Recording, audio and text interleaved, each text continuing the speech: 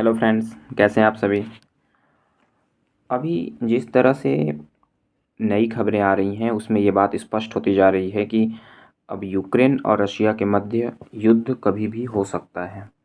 जिस तरीके से आज इस बात की उम्मीद जताई जा रही थी कि रूसी राष्ट्रपति और अमेरिकी राष्ट्रपति के बीच वार्ता हो सकती है, बातचीत हो सकती है, कोई समाधान निकाला जा सकता है, लेकिन अब उसके रास्ते हर दिन के साथ बंद होते जा रहे हैं।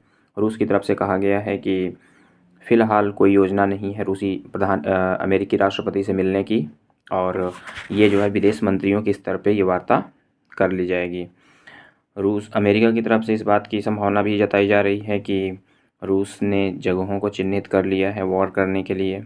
उन्होंने यहाँ तक लिस्ट भी बना रखी है कि किन लोगों को कैप्चर करना है, किन लोगों को किल करना है।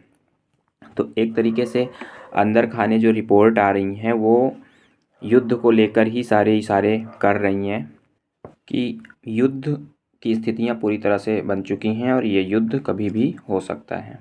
तो सबसे बड़ी जो मुश्किल है दुनिया के सामने, जो सबसे बड़ी समस्या है वो इस बात की है, सप्लाई लाइन को लेकर।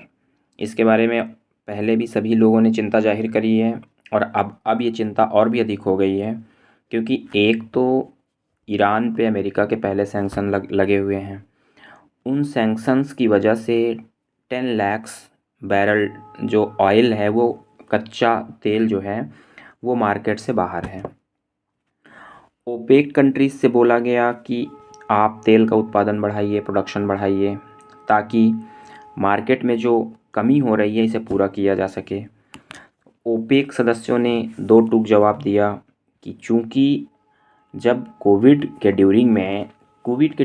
ड्यूरिंग में एक्चुअल में हुआ ये था कि उनका प्रोडक्शन तेज़ था और कहीं पर भी कोई उसकी खपत ही नहीं हो रही थी या फिर कंजम्पशन नहीं हो रहा था, क्योंकि इस पूरे देशों में लगभग हर देश में लॉकडाउन की स्थितियाँ थीं, तो उन्हें इससे बड़ा लॉस हुआ। तो उसकी भरपाई के लिए उन्होंने एक निर्णय लिया कि अब हम तेल का प्रोडक्शन अधिक नहीं बढ़ाएंगे। इसके बाद चूँकि ईरान पे सैंक्शन ऑलरेडी लगा हुआ है और अब अगर यूक्रेन पे हमला हो जाता है तो सप्लाई लाइन जिन रास्तों से यूक्रेन के रास्तों से जिन देशों पे सप्लाई होती है पेट्रोलियम की, वो बाधित हो जाएगी। उसके ब्लॉक होने से दुनिया के किसी भी हिस्से में अगर पेट्रोल की सप्लाई उस रास्ते से ब्लॉक होती है तो बाकी जो जो सब सोर्सेज हैं जहाँ से सप्लाई हो रही है उन पे प्रेशर पड़ेगा। वो कंट्रीज़ वहाँ से तेल लेने के लिए कोशिश करेंगी। अब जो डिमांड और सप्लाई का रूल यहाँ पे लागू हो जाता है कि अगर किसी वस्तु की डिमांड अधिक है और सप्लाई कम है तो उसकी प्राइस तो बढ़नी तय है। तो अब प्राइस में जो हाइक हो रहा है वो अब आज के हिसाब से लंदन के मार्केट में ऑयल का जो प्राइस है वो 93 डॉलर पर बैरल के अकॉर्डिंग है। इसी तरह से अमेरिका में भी 92 डॉलर प्रति बैरल के हिसाब से वहाँ पर भी इसका प्राइस हाइक हुआ है। एक्चुअल में अमेरिका में इसको फ्यूचर बोलते हैं। वहाँ पे जो प्राइस जो पेट्रोलियम के प्राइस तय किए जाते हैं उसे फ्यूचर बोलते हैं। तो इस तरीके से, लेकिन अब बात फिर से यहीं पे आती है कि इन चीज़ों से भारत का क्या लेना देना है। तो चूँकि भारत तेल का बहुत बड़ा आयातक देश है, वो क्या करता है, कंज्यूम करता है ऑयल को। अब भारत की ज़रूरतें तो हर देश से हैं। जैसे रसिया से भी पेट्रोलियम लेना है, चूँकि ईरान से सैंक्शन लगा हुआ है, ईरान से हम ले नहीं सकते। और अमेरिका से काफ़ी दूर पड़ता है, चूँकि उससे कॉस्ट बहुत ज़्यादा हो जाता है हमारे लिए। तो हमारी जो सप्लाई लाइन्स हैं वो बड़ी सीमित होती जा रही हैं, प्राइस राइज़ होता जा रहा है।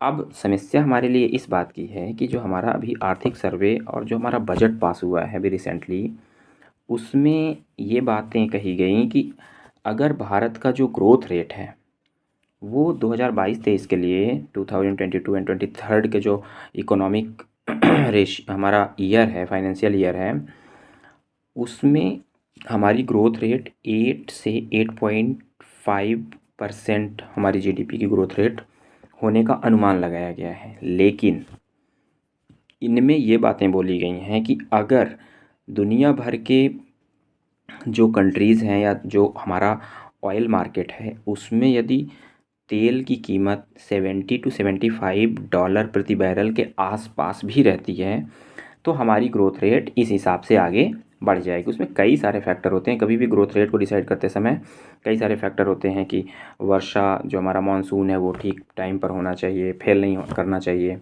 इसके अलावा हमारे यहाँ जो हमारी सप्लाई लाइन्स हैं वो ओपन रहनी चाहिए। तो उसमें ये एक बड़ा फैक्टर बताया गया कि अगर हमारे इंटरनेशनल मार्केट में जो डॉलर का जो हमारा कच्चे तेल का जो रेट है वो अगर $70 to $75 के आसपास रहता है तो उस हिसाब से हम नेक्स्ट ईयर तक हम अगले साल अगर इस तरह से चीज़ें हमारे पास रहती हैं तो हम अपनी जो ग्रोथ रेट है वो 8 to 8.5 के आसपास अचीव कर सकते हैं। क्योंकि उसका रीज़न ये है कि हमारे पास जो फॉरेन रिज़र्व है उसको हमें खर्च भी करना होगा उसी रेशियो में। अब अगर 70 to 75 के हिसाब से हमने प्लान बना के रखा है कि इस हिसाब से हमें खर्च करना है और रेट बढ़ जा रहे हैं, $100 के ऊपर चले जा रहे हैं, तो हमें ये जो $25 से $30 एक्स्ट्रा जो खर्च करने पड़ेंगे प्रति बैरल के हिसाब से, तो ये भारत के फॉरेन रिज़र्व पे बहुत बड़ा बर्डन डालेगा और इससे हमारी जो ग्रोथ रेट है उस पर बहुत सीधा सीधा फ़र्क पड़ेगा। तो ये एक चैलेंज है इंडिया के लिए। अब अभी भी उम्मीदें तो यही की जानी चाहिए कि वॉर ना हो, लेकिन रिसेंटली जो खबरें आ रही हैं वो ठीक नहीं हैं। अमेरिका की तरफ से इस बात का भी दावा किया जा चुका है कि उन्होंने यूक्रेन के 5 जो सैनिक हैं उनको मार दिया है और अभी का रिसेंटली उनका स्टेटमेंट ये भी है कि अब शांति के लिए सारे रास्ते बंद हो चुके हैं। तो ऐसा लग रहा है कि शायद वॉर छिड़ ही जाएगा, लेकिन अब इससे दुनिया भर के देशों पे क्या इफ़ेक्ट पड़ेगा अब ये देखने वाली बात है। धन्यवाद। होप फॉर द बेस्ट कि चीज़ें अच्छी हों। All the best.